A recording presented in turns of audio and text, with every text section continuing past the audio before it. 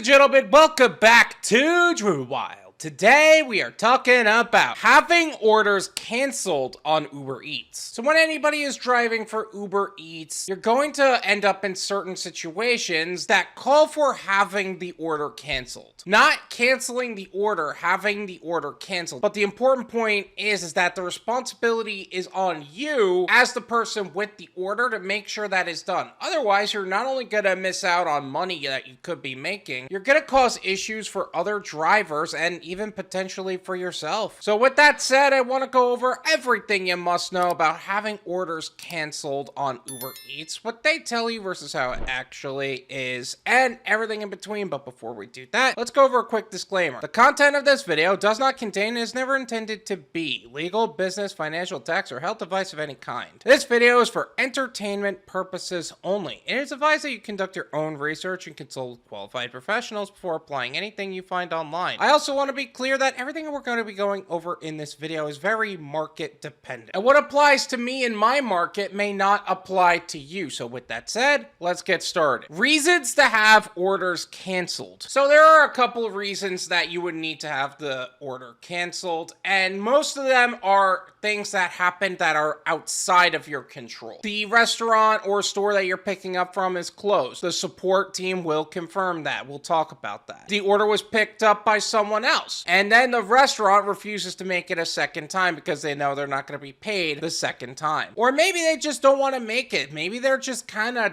done with the partnership between them and Uber. Or maybe they just turned off the tablet for some reason because their store is too busy and they're turning off the tablet because they can't actually accommodate for Uber Eats drivers at the moment. Which is fair, but the responsibility still falls on us to get the order canceled. Canceling an order in-app is not having an order canceled. So honestly, the language within the app is a little misleading because you see cancellation rates, you see cancel order as an option within the app whenever you're having order. But it's honestly a little misleading. There's a significant difference between having an order canceled and canceling an order in the app. Canceling the order in the app, saying you cannot do the order anymore because of some other circumstance. Maybe the wait time is too long. Maybe the restaurant is disrespectful to you. Maybe the customer is very micromanaging and you're afraid of getting a bad rating, so you want to cancel the order within the app. It's really unassigning. It's not even canceling. But the order would then go back to the delivery pool, and how much money do you make?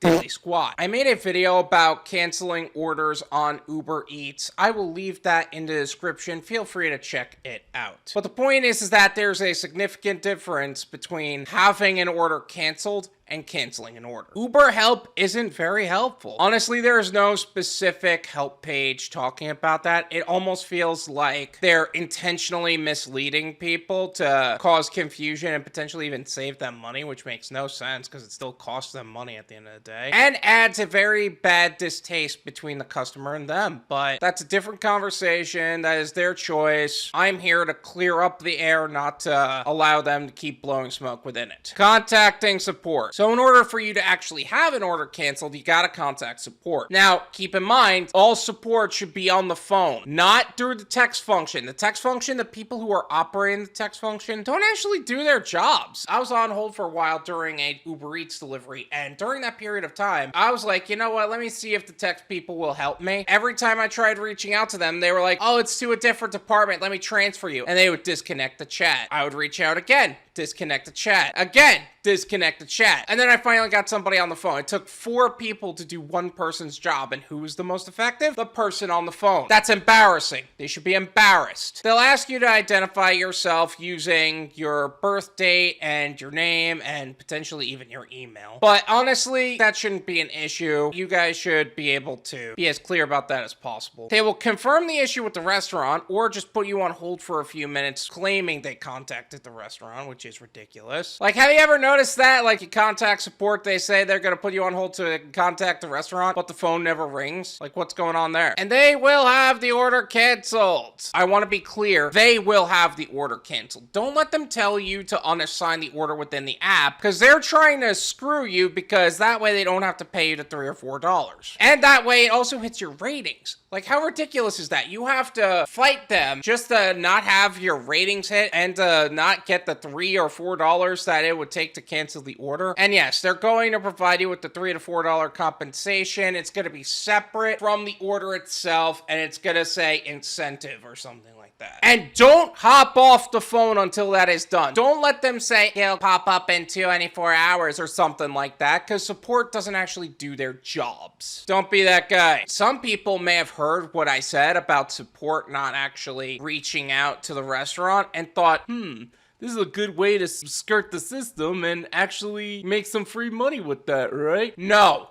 don't do that. First of all, for $3 to $4 per cancellation, really? You're gonna drive all the way to a restaurant just to get $3 to $4? That's ridiculous. Second, that mentality and overdoing that kind of behavior can risk deactivation because you're committing fraud. Not to mention actually cost the restaurant money because you're now reporting a restaurant closed. In short, don't be that guy. Support plays games. We already talked a lot about it, but I do want to make this absolutely clear because support is malicious in this way. Support's been known to play games with their drivers, asking drivers to cancel the order on their side so it hits your ratings and they don't have to pay you. Saying that they will call the restaurant and they don't even hear the phone ring. They take you off hold, they pick up the phone and say, hey, we tried contacting the restaurant. No, you didn't. Saying that payment will go through in the next 24 hours, but they just don't pay it. Their goal in the support team is just to get you off the phone as soon as possible. And this is actually part of the bigger reasons of why people get wrongfully deactivated in the first place, because support keeps playing stupid games with their drivers. Risk of deactivation. In the event that you have an order canceled because of a store closure, because it was true or not, Uber, like many other gig apps, have been known to wrongfully deactivate people for fraudulent behavior on the app. Uber Lyft Phoenix was deactivated for that on Doordash, and he lost $1,700. And it's not an unheard of concept across many gig apps. Not even just Doordash, not just Uber Eats, almost all gig apps do this to a certain degree. And the fact of the matter is, if they want to get rid of you, they're just going to get rid of you. That's just another tool on their belt to be able to do so. While I don't have exact cases on hand about Uber withholding pay, I wouldn't put it past them either, because they have been known for deactivating people for less and their criminal behavior as a whole. So make sure you're protecting yourself from them as much as possible, because I wouldn't be surprised if that's a normal behavior for them. Did I miss